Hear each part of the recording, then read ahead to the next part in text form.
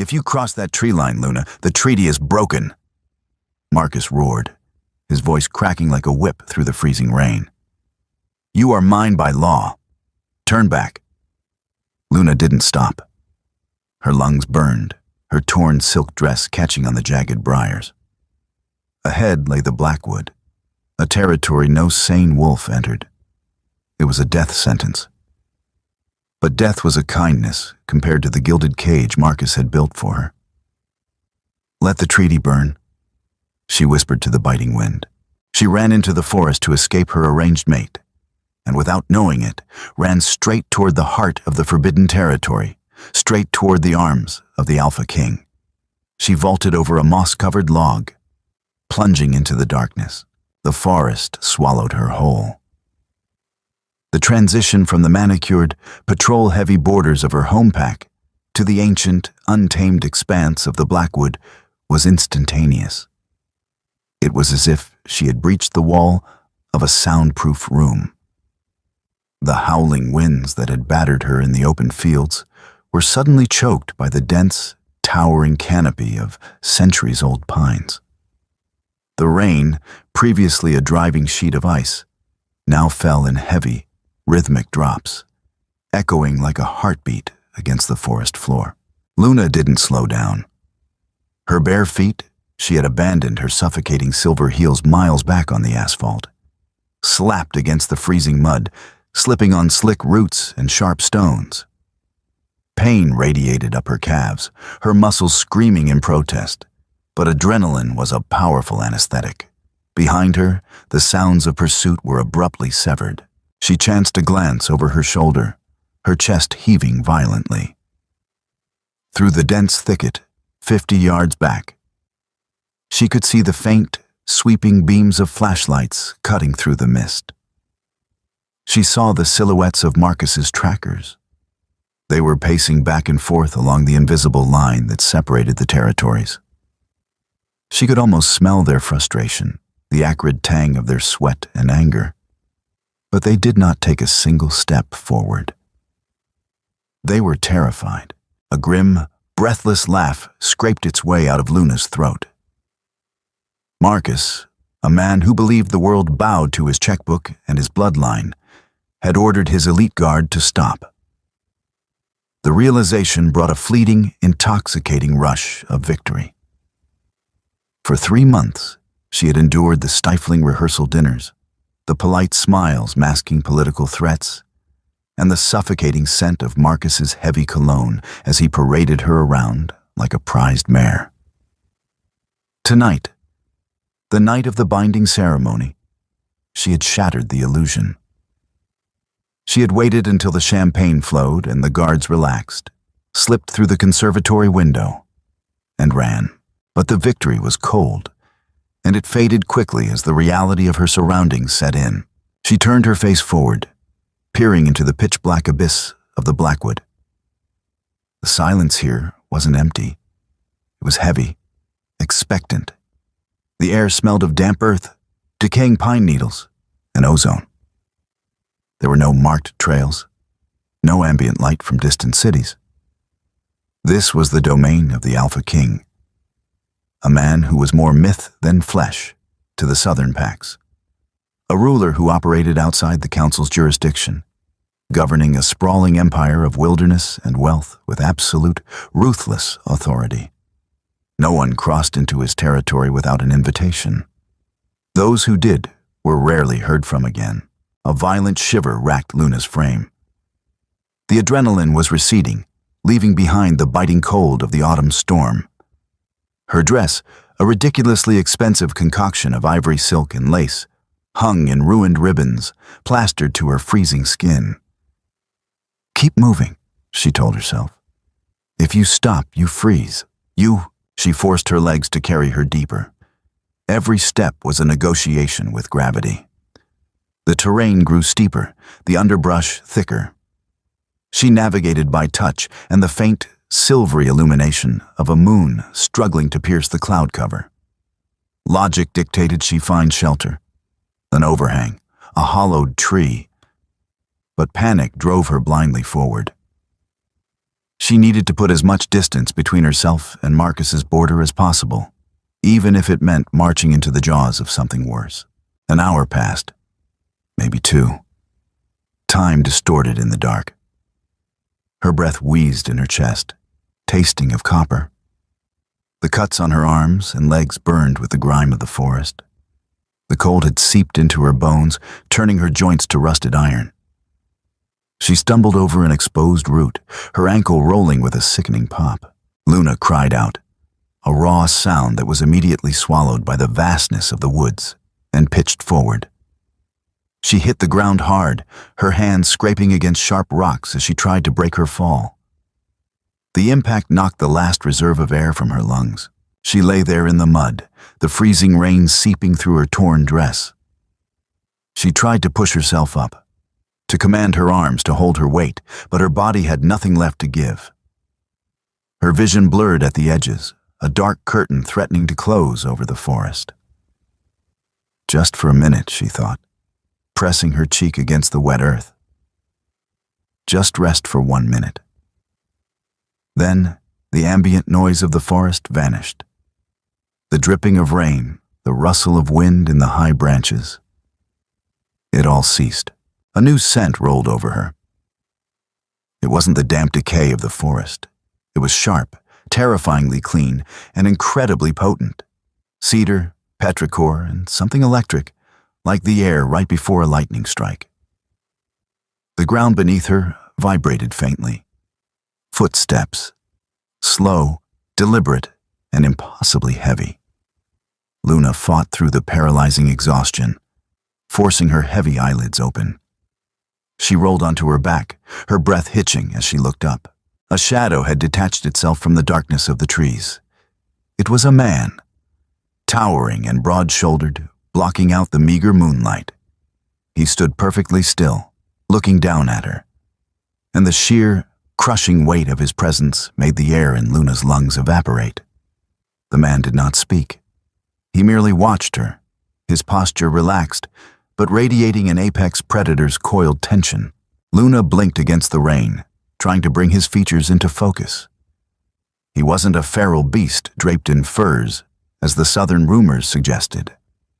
He wore a tailored, charcoal overcoat that repelled the rain, dark trousers, and heavy leather boots. His clothes spoke of immense, quiet wealth, but the way he stood, rooted to the earth as if the forest itself bent around him, spoke of raw, unadulterated power. "You are a long way from the manicured lawns of the Sterling Pack," a voice resonated. It was deep, a low baritone that vibrated in Luna's chest, smooth but lined with razor-sharp authority. Luna pushed herself up onto her elbows, wincing as her sprained ankle throbbed. She refused to cower in the mud. She tilted her chin up, meeting his gaze. In the gloom, his eyes caught the faint light, piercing, intelligent, and an arresting shade of amber. "I was going for a walk," Luna rasped, her voice rough and dry despite the rain. "I got turned around." A slow, humorless smile touched the corner of his mouth. "A walk, in a wedding dress, through 3 miles of briar and mud, straight across a sovereign border." He took a single step forward, the crunch of his boot on the gravel sounding like a gunshot in the quiet woods. "Try again." Panic flared, but Luna locked it down. She had survived Marcus's psychological warfare for months. She wouldn't break in front of a stranger, even if this stranger felt dangerous enough to stop her heart with a look. "I don't owe you an explanation," she said, managing to push herself into a sitting position. She pulled the ruined edges of her silk dress over her knees, aiming for dignity and missing wildly. "Just point me toward the nearest highway, and I'll be out of your territory." "There is no highway," he stated flatly. "Not for 50 miles. And you aren't leaving." The certainty in his voice sent a chill down her spine that had nothing to do with the weather. "You can't keep me here. I'm not trespassing maliciously, I'm just passing through." You breached the Blackwood Treaty the moment your barefoot touched this soil, he replied, his tone conversational, as if they were discussing the weather rather than international pact law. By right, you are my prisoner. Then execute me or let me go, she snapped, the exhaustion fraying her usually impeccable control. Because if you're planning on calling Marcus Sterling to come pick up his runaway bride, you might as well kill me right here and save us both the waiting. The amber eyes narrowed slightly. The mention of Marcus's name seemed to shift the atmosphere, the scent of ozone growing sharper. Marcus Sterling, the man repeated, tasting the name with evident distaste. The aspiring politician. I received an invitation to a binding ceremony tonight. It seems the guest of honor decided to take a detour. I am not his guest of honor. I am a transaction. Luna's voice shook, but she forced the tears back. He bought my family's debts. He bought me. I refuse to be the collateral that secures his seat on the regional council. She studied him, looking for a flicker of sympathy, but his face was a mask carved from stone. He analyzed her, dissecting her words, her micro-expressions, the steady, frantic pulse beating at the base of her throat. Logic dictates, he began slowly, that returning you to Sterling would secure me a very lucrative favor. He is a man who hates to lose. Luna's heart plummeted. She had run from a cage straight to the auction block. Then you're a fool, she countered fiercely, her survival instinct overriding common sense. Marcus doesn't trade favors. He accumulates leverage. If you give me back, you don't gain an ally. You show him you respect his borders more than your own autonomy. You show him weakness. For a long moment, the only sound was the rain hitting the leaves. The man stared at her, and then, surprisingly, the heavy, suffocating pressure in the air eased just a fraction. You have a sharp tongue for someone freezing to death in the mud, he observed. It's the only thing Marcus couldn't buy, she retorted. She tried to stand, determined not to have this conversation from the ground anymore. She got one foot under her, pushed up, and immediately her sprained ankle gave out. She pitched sideways, bracing for the harsh impact of the rocks. She never hit the ground. He moved with a speed that defied his massive frame. One moment he was 6 feet away. The next, his arm was banded around her waist, catching her effortlessly. The heat radiating through his coat was staggering, a stark contrast to the freezing rain. Up close, the scent of cedar and ozone was intoxicating, overwhelming her senses. Luna gasped, her hands instinctively grabbing his broad shoulders to steady herself. The fabric of his coat was smooth, but beneath it, he felt like solid iron. He looked down at her, his face inches from hers. The cold indifference in his eyes had fractured, replaced by a dark, intense curiosity. I am David, he said, the baritone vibrating directly against her. And you, Luna, are going to be a massive headache. Before she could process his name, the Alpha King, he was the king himself. The exhaustion finally won. The world tilted, the darkness rushed in, and she slumped against his chest, completely unconscious. Luna awoke to the scent of bergamot and the soft, ambient hum of a central heating system. She kept her eyes closed, her mind struggling to piece together the fragmented memories. Rain, mud, the terrifyingly calm voice of the man in the woods. David. The name echoed in her head. The Alpha King. She cracked her eyes open. She wasn't in a dungeon, nor was she in a rustic cabin. She lay in the center of a massive, king-sized bed, adorned with dark charcoal linens of an impossibly high thread count. The room was expansive and striking in its modern minimalism. Floor-to-ceiling windows made up the entire far wall, offering a panoramic view of the ancient, mist-shrouded pine forest outside. The glass was thick, muting the storm that still raged beyond it. Luna sat up, wincing as her stiff muscles protested. She was wearing an oversized, incredibly soft, gray t-shirt that smelled faintly of the same cedar and ozone she remembered from the forest. Her ruined wedding dress was nowhere to be seen. Her ankle was tightly and professionally wrapped in an ace bandage, and the scratches on her arms had been cleaned and treated with a soothing salve. She swung her legs over the edge of the bed, her bare feet touching heated hardwood floors. Panic, cold and sharp, spiked in her chest. She was deep in enemy territory. She stood, testing her wrapped ankle. It bore her weight with only a dull ache.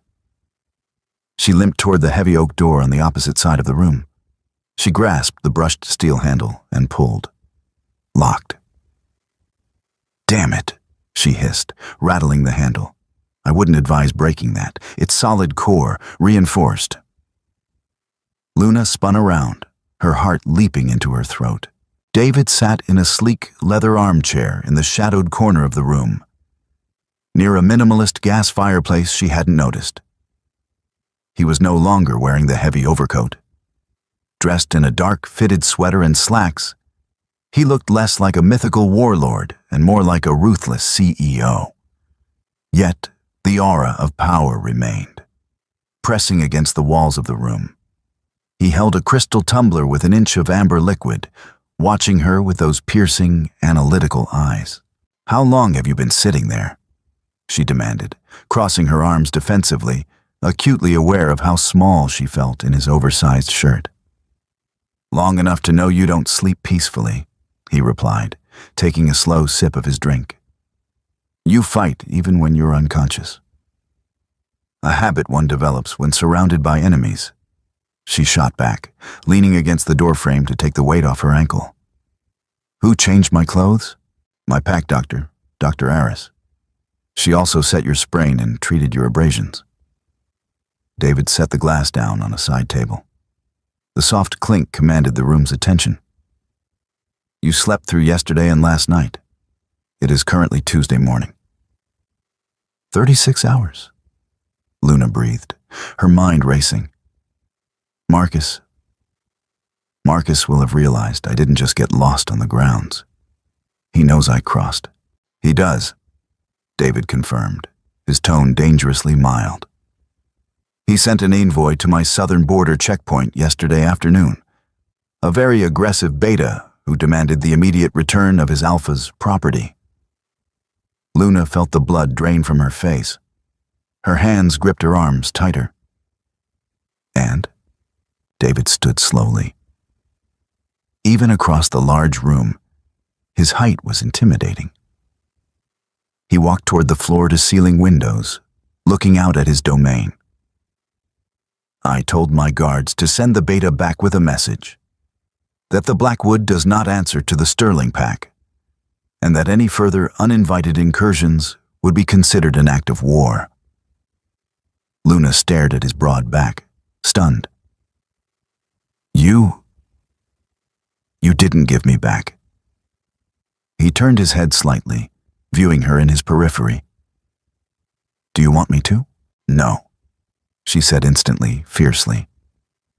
Then her logical mind caught up. "But why? You don't know me. I'm a political liability. By harboring me, you are provoking a man who has half the regional council in his pocket." David turned fully to face her. He closed the distance between them with slow, deliberate steps until he was standing only a few feet away.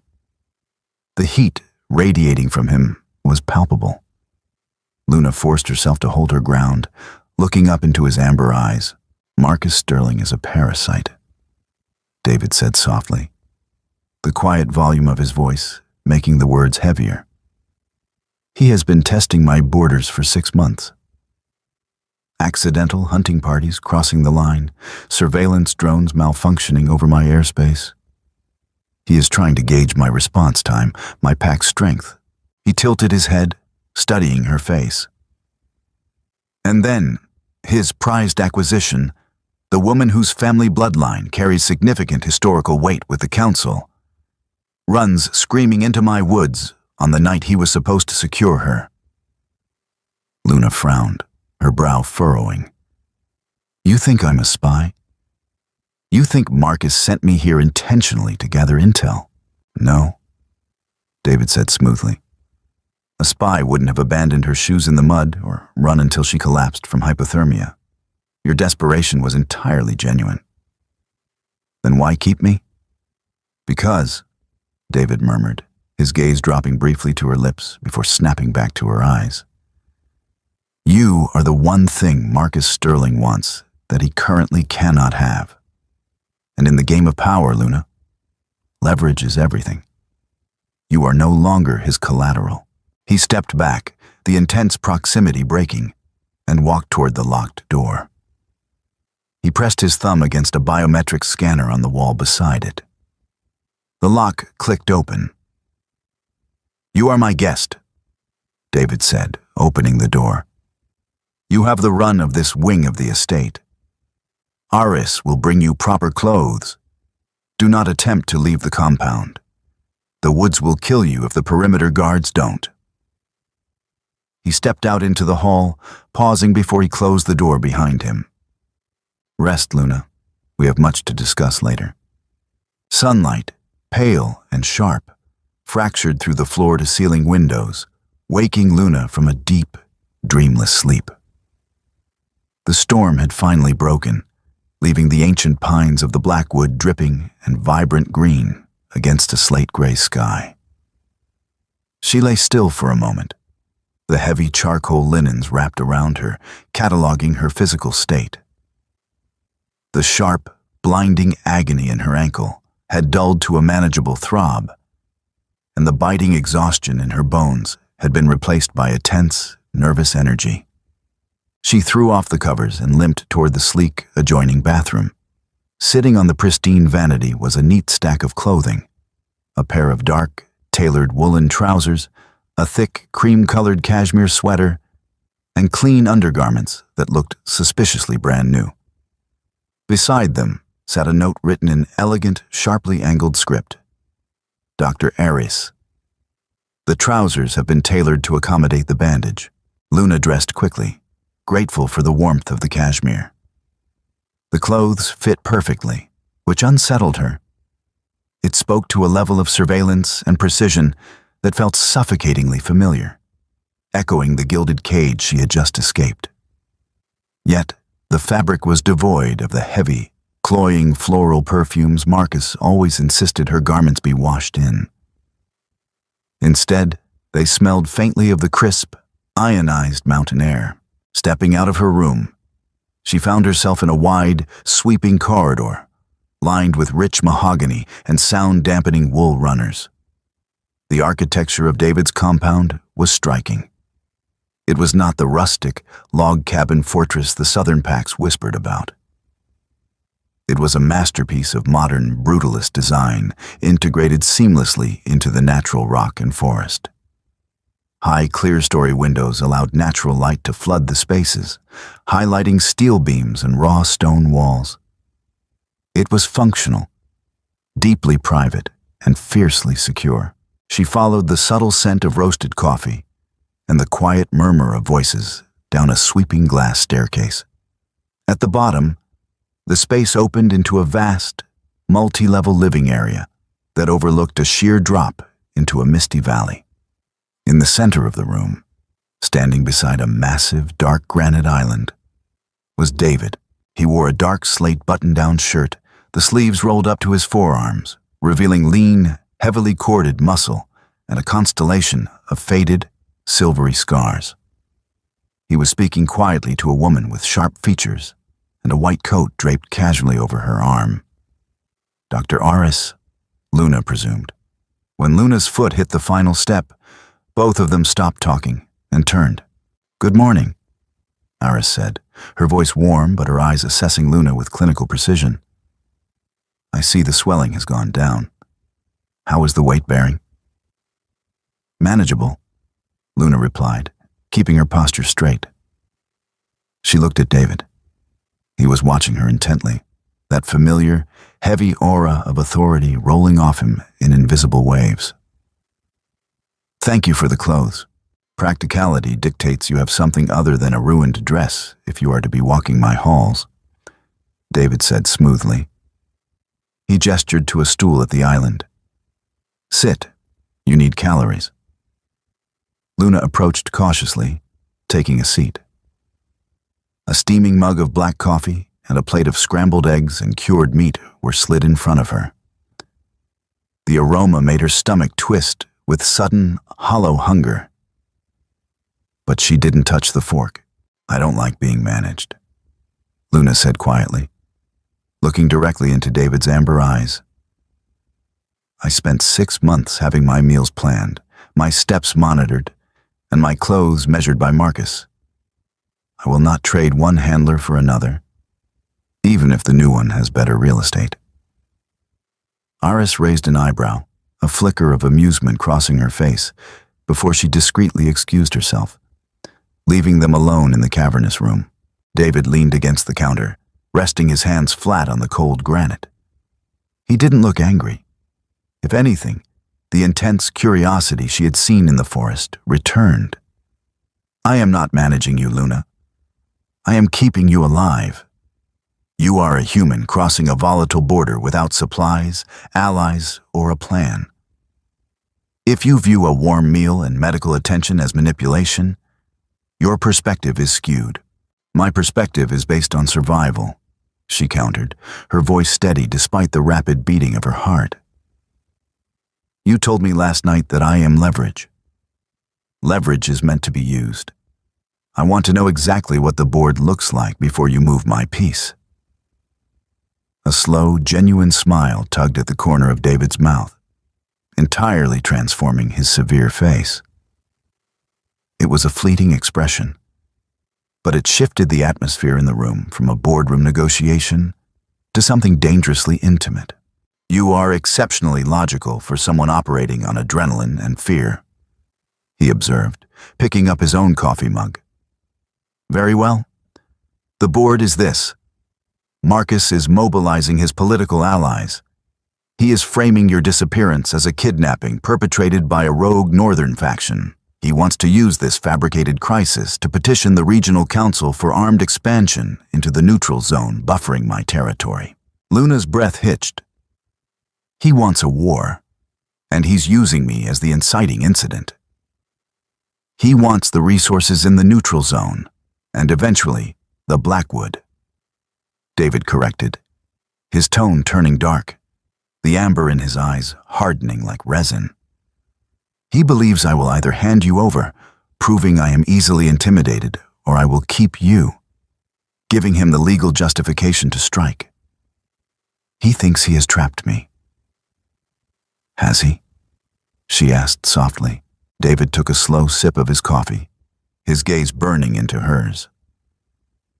I have held this territory for a decade against men far more dangerous than an aspiring politician with a checkbook.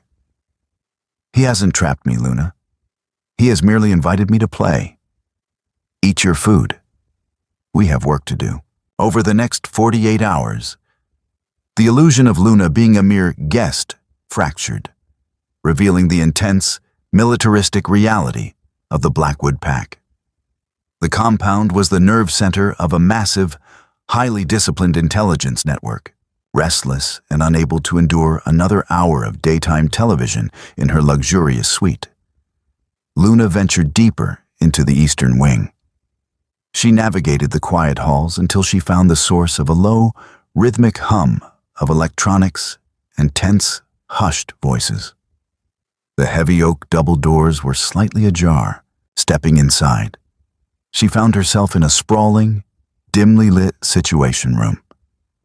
The walls were lined with glowing, high-definition topographic maps and live satellite feeds. About half a dozen individuals, all radiating that same coiled, predatory tension as David, were clustered around a central, illuminated digital table. David stood at the head of the table. He wore a dark, tailored suit jacket over a black turtleneck, looking every inch a sovereign commanding a war room. He was listening intently to a towering, broad-shouldered man pointing at a glowing red cluster on the digital map. Darker, They are calling them readiness drills, Alpha, the man was saying, his deep voice grating with frustration.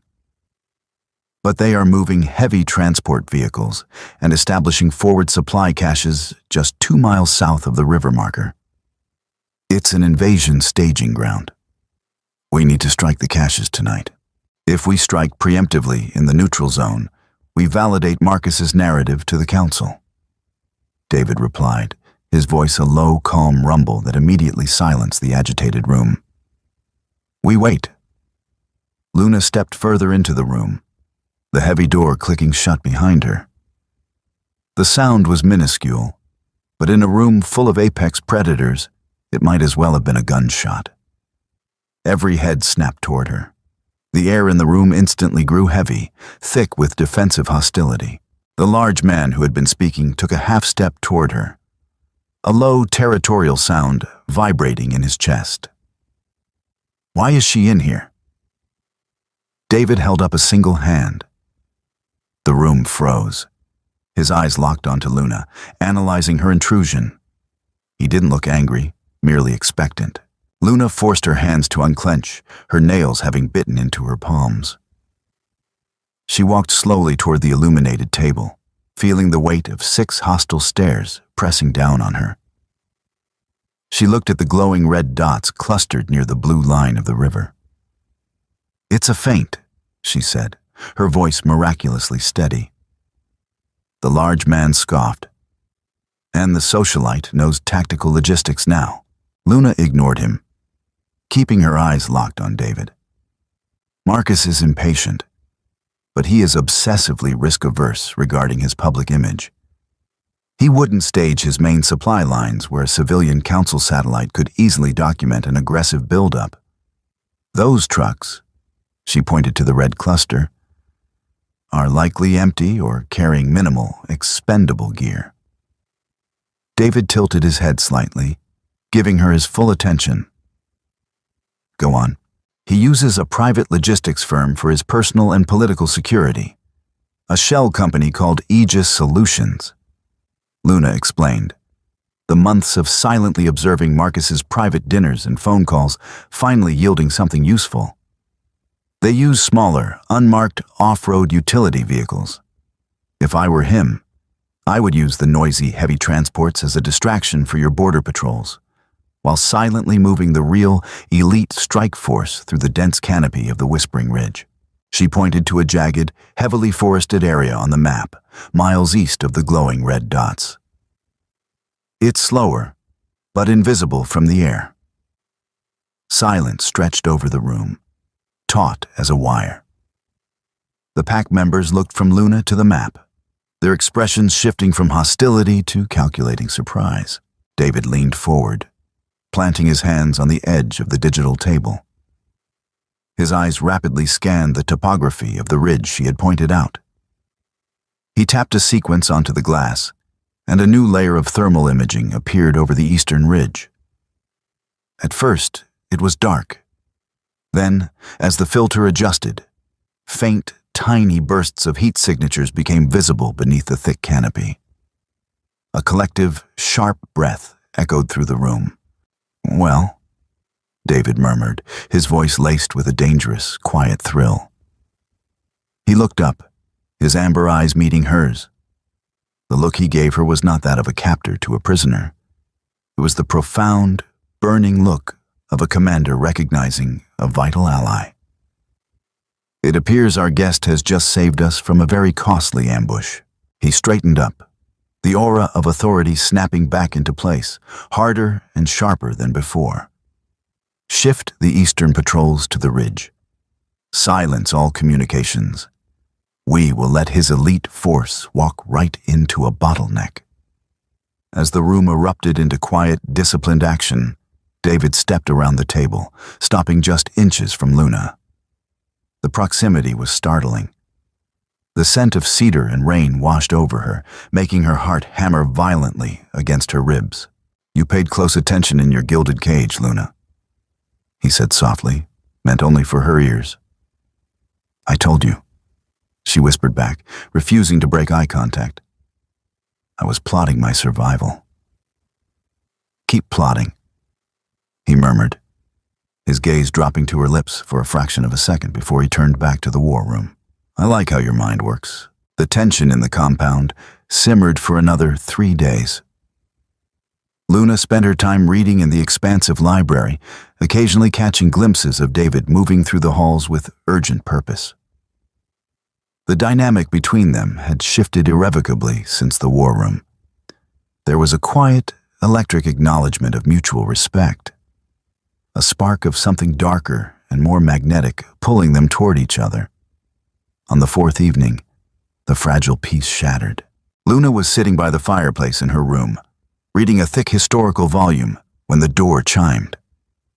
Before she could answer, the lock clicked, and David strode in. The relaxed, confident aura he usually carried was gone, replaced by a cold, terrifying stillness. In his hand, he held a sleek, heavily encrypted tablet. "What's wrong?" Luna asked, standing up so quickly her book fell to the floor. "Marcus requested an audience," David said, his voice flat, devoid of its usual melodic baritone. "He used a prioritized council emergency channel. I accepted the call." He didn't offer the tablet. He set it down on the small table between the armchairs, tapped the screen, and stepped back. The screen flickered to life, revealing Marcus Sterling. He sat in his impeccably designed, sterile white office. He was wearing a bespoke navy suit, his hair perfectly styled, not a single hair out of place. He looked exactly as he always did, handsome, polished, and utterly devoid of a soul. "Ah, Luna," Marcus said, his voice dripping with artificial warmth that made her skin crawl. "I was beginning to worry the northern savages had eaten you. I'm so relieved to see you looking well, if a bit disheveled." Luna felt David step closer, his physical presence a solid, grounding heat at her back. "What do you want, Marcus?" she asked, her voice tight. "I want my bride to come home." Marcus sighed, as if dealing with a difficult child. "This little rebellion has been terribly inconvenient, darling. The council is quite distressed by your erratic behavior. However, I am a forgiving man."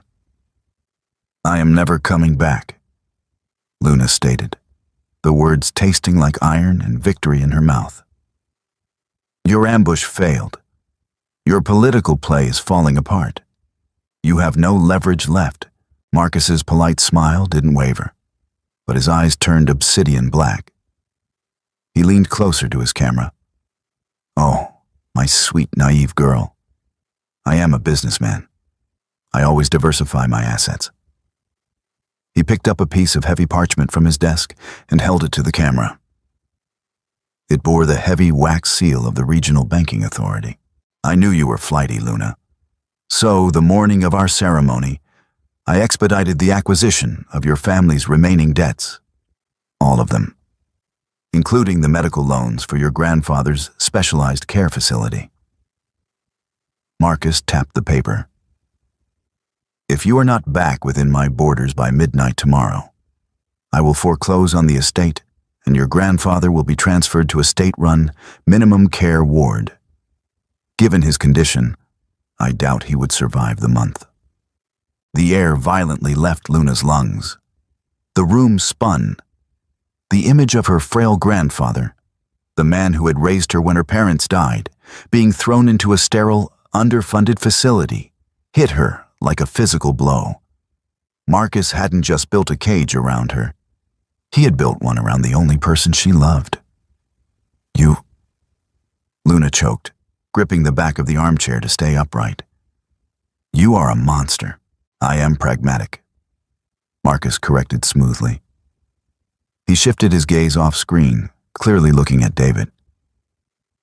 "Alpha King, you have until midnight tomorrow to return my property to the southern checkpoint.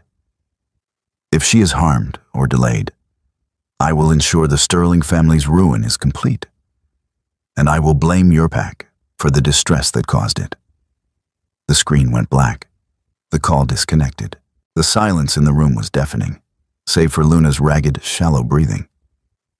The fight drained out of her, replaced by a cold, hollow despair. All her running, all her plotting. It was useless. "I have to go back," she whispered, her voice breaking. Tears, hot and humiliating, spilled over her lashes. "I have to pack. I need to leave now." She turned blindly, but before she could take a step, large, impossibly warm hands caught her shoulders. David turned her around, his grip firm but entirely gentle. "Look at me," he commanded softly. Luna squeezed her eyes shut, unable to bear the pity she expected to see. "David, please. He'll kill him.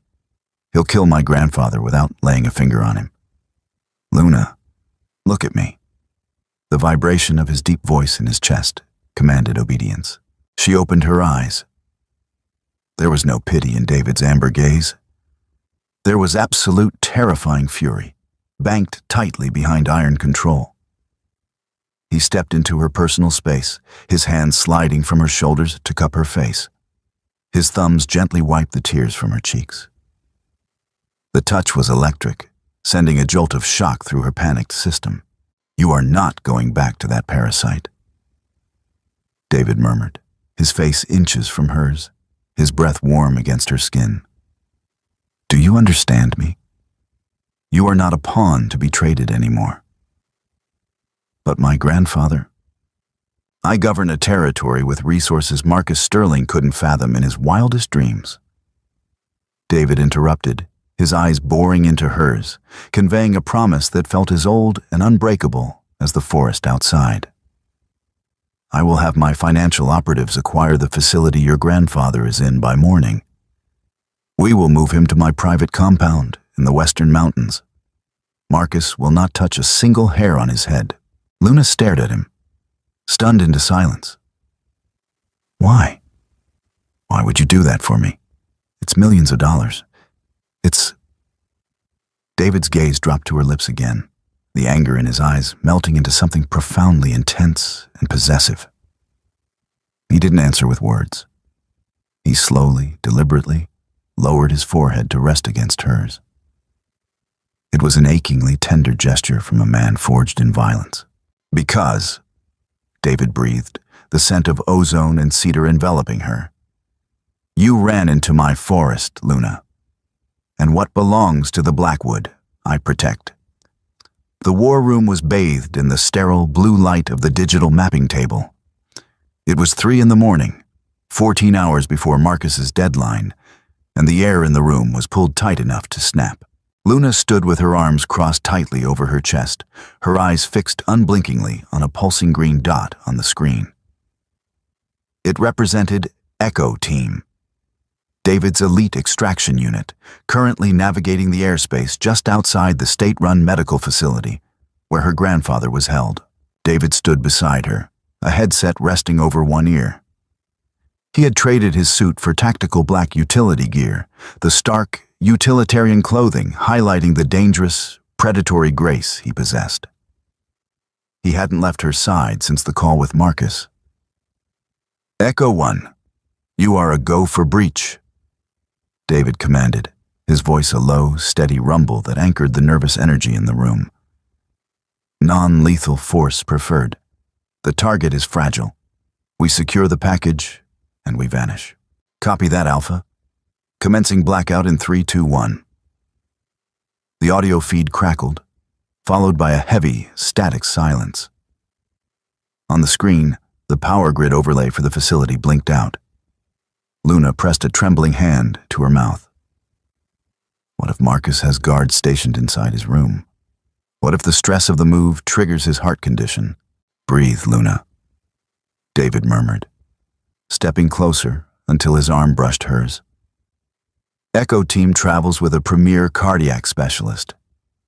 They have a mobile intensive care unit waiting on the tarmac. As for Marcus's guards, my men are professionals. They deal in silence." Minutes stretched into an eternity. Luna's heart hammered against her ribs, the rhythmic thud deafening in her own ears. The sheer scale of what David was risking for her. Deploying a sovereign military team into civilian territory, executing a hostile financial takeover of a medical facility in the middle of the night was staggering. "Why?" she whispered, her eyes still glued to the screen. "You said you protect what belongs to the Blackwood. But I don't belong to you. I'm just a refugee who ruined your carpets." David turned his head to look at her. The blue light cast sharp shadows across the severe angles of his face. "You stopped being a refugee the moment you stood in this room and saved my men from an ambush. You proved your loyalty to this pack before you ever owed it. In the Blackwood, loyalty is reciprocated with blood and iron." He paused, his gaze softening almost imperceptibly. "And, on a personal level, I despise men who use the frail as leverage." Before Luna could dissect the heavy, unspoken weight behind his words, the comms crackled back to life. "Alpha, we have the package. Vitals are stable. Dr. Vance has him sedated and monitored. We are airborne." A collective breath left the room. Luna's knees buckled. David caught her instantly, his strong arm wrapping around her waist, pulling her flush against his side to keep her upright. He didn't let go, and for the first time in her life, Luna didn't pull away from the overwhelming proximity of a dominant alpha. She leaned into him, burying her face in his shoulder, a ragged sob of pure, unadulterated relief tearing from her throat. "He's safe," she cried softly into the dark fabric of his vest. "He's really safe." David's hand came up to cradle the back of her head, his fingers threading through her hair in a soothing, rhythmic motion. "He is safe, Luna. He is currently crossing into Western Blackwood airspace. The financial transfer of the facility clears at dawn. Marcus owns nothing." He held her there in the war room, surrounded by his generals and tactical officers, completely unbothered by the display of vulnerability. The scent of ozone and cedar wrapped around her like a physical shield. "Now," David said, his voice dropping an octave, the lethal edge returning with terrifying precision. "We have an appointment to keep at the southern border." The rain had returned by midnight, a cold, relentless drizzle that slicked the asphalt of the southern border checkpoint. The neutral zone bridge spanned a raging river, serving as the physical dividing line between the untamed Blackwood and the manicured, heavily militarized Sterling territory. Marcus Sterling stood beneath a large black umbrella held by a shivering subordinate. He wore a pristine trench coat, checking a platinum watch on his wrist. It was 11:55 p.m. Behind him, 3 armored SUVs idled, their headlights cutting through the fog. 4 armed guards stood at attention, projecting an aura of aggressive confidence. "She always was dramatic," Marcus sneered to his second-in-command. "But she knows what happens to the old man if she's late." Across the bridge, headlights pierced the darkness. A single, massive, matte black vehicle rolled out of the tree line and stopped exactly on the center marker of the bridge. Marcus straightened, a victorious smile stretching across his face. He stepped forward, expecting the rear door to open and a terrified Luna to step out into the rain. Instead, the driver's side door opened. Heavy boots hit the wet pavement. David emerged alone. He didn't carry an umbrella. The rain seemed to simply sheet off his dark coat as he walked with terrifying, unhurried purpose to the center line. His amber eyes glowed with a predatory light in the darkness. Marcus's smile faltered, but he quickly masked it with a look of bored irritation. "Alpha King, you are cutting it close. Where is my bride?" "Luna is resting," David replied, his voice carrying effortlessly over the sound of the rushing river. "She found the accommodations in my territory, far superior to yours." Marcus's eyes darkened. "Then you have chosen war, and you have condemned her grandfather. I will make the call right now." He reached into his coat pocket for his phone. "You can make the call," David said, his tone conversational. "But you will find the facility under new management. I bought the hospital, the medical debt, and the surrounding land at 6 a.m. this morning. Your foreclosure order was shredded 9 hours ago." Marcus froze, his hand half out of his pocket. A flicker of genuine panic crossed his polished features. "That's impossible. The bureaucratic red tape alone." "I am the red tape, Sterling," David interrupted, his voice dropping to a lethal purr. He reached inside his own coat and pulled out a thick, waterproof dossier, tossing it onto the wet asphalt at Marcus's feet. "I also took the liberty of looking into a shell company, Aegis Solutions." Marcus visibly recoiled. The umbrella holder beside him shifted nervously. "You see?" David continued, pacing slowly along the dividing line like a caged tiger. "When Luna realized you were using heavy transports as a distraction to move elite forces through the Whispering Ridge, she provided me with an excellent tactical advantage.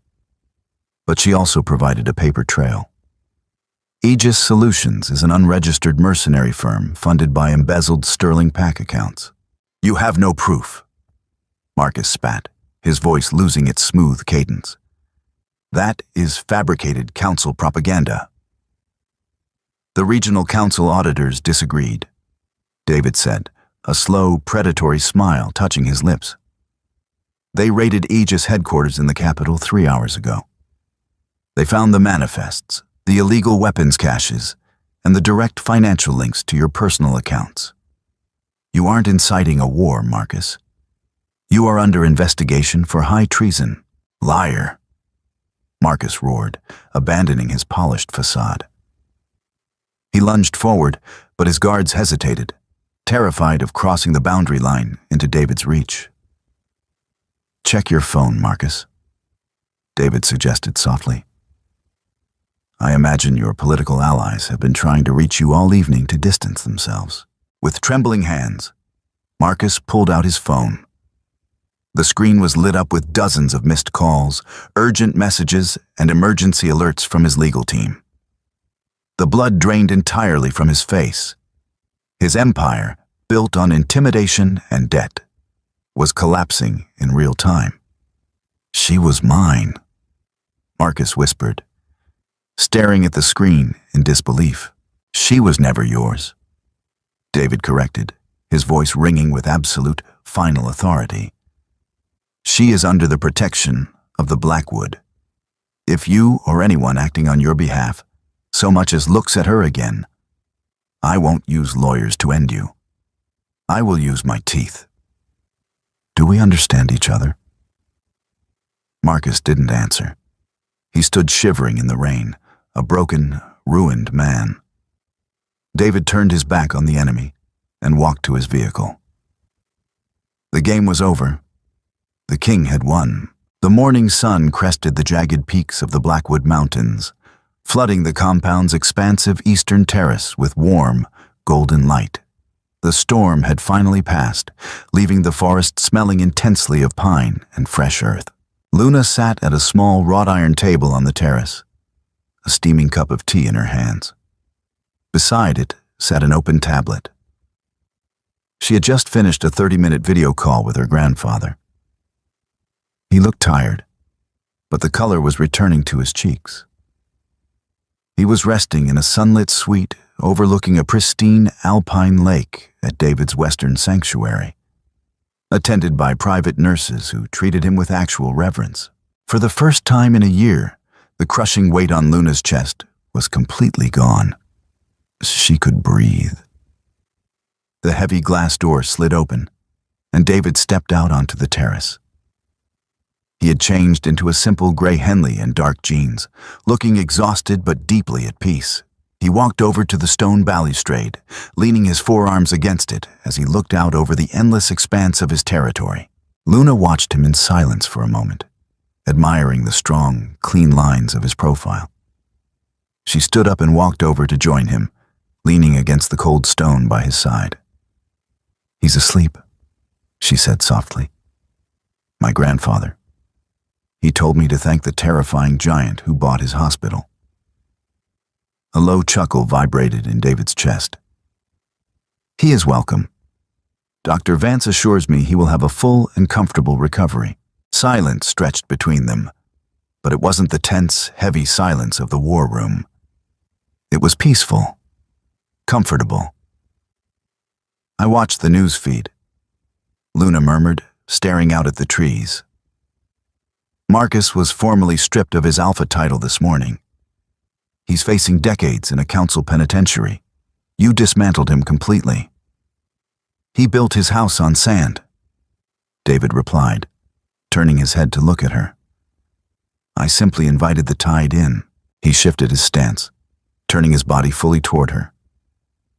The casual atmosphere shifted, replaced by a sudden, intense gravity.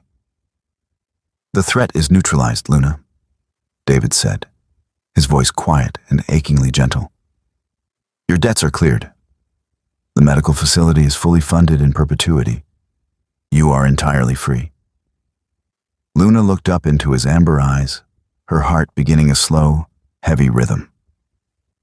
Free to do what? Whatever you wish, he said, though there was a tight, controlled tension in his jaw. If you want to return to the capital, I will arrange secure transport. If you wish to travel overseas, my accounts are at your disposal. You are a free woman. You have no handlers, no cages, and no obligations. Luna stared at him, realizing the magnitude of what he was offering. He was giving her everything she had run into the forest to find, and he was asking for absolutely nothing in return. What if I don't want to leave? She asked, her voice barely above a whisper. David went entirely still. The ambient sounds of the forest seemed to drop away. Luna, do not say that out of gratitude. I do not want your gratitude. It isn't gratitude, she said, taking a deliberate step closer to him. She reached out, her small, pale hand resting against the solid warmth of his chest, right over his heart. She could feel it thundering against her palm. I spent my whole life being told where to stand, who to smile at, what to wear. When I ran into your forest, I was looking for a place to survive. But standing here, with you, I think I found a place to live. David closed his eyes for a fraction of a second, a harsh breath escaping his lips. When he opened them, the iron control he always maintained was gone, replaced by a raw, burning devotion. He lifted his hands, gently framing her face. The Blackwood is not an easy place to live. It is wild and it is dangerous. So am I. Luna smiled, a fierce, genuine smile that reached her eyes. I figured out the Aegis supply lines, didn't I? You did, David murmured, a breathtakingly tender smile finally breaking across his severe features. He leaned down, bridging the final gap between them. When his lips met hers, there was no hesitation, no political maneuvering, and no fear. It was a promise, solid and enduring as the ancient pines surrounding them. Luna kissed him back, tangling her fingers in the soft hair at the nape of his neck, anchoring herself to the man who had torn down her cage and offered her a kingdom instead. She had run into the darkness expecting to find monsters, but she had found her true north instead. Thank you for reading She Ran into the Forest to Escape Her Arranged Mate and Ran Straight into the Arms of the Alpha King. If Luna's journey from a pawn in a political chess match to a fierce strategist beside her Alpha King kept you on the edge of your seat, we want to hear from you. Please like this story, share it with your fellow romance and suspense readers, and subscribe for more thrilling, character-driven fiction. What was your favorite twist? Let us know in the comments below, and stay tuned for our next cinematic adventure.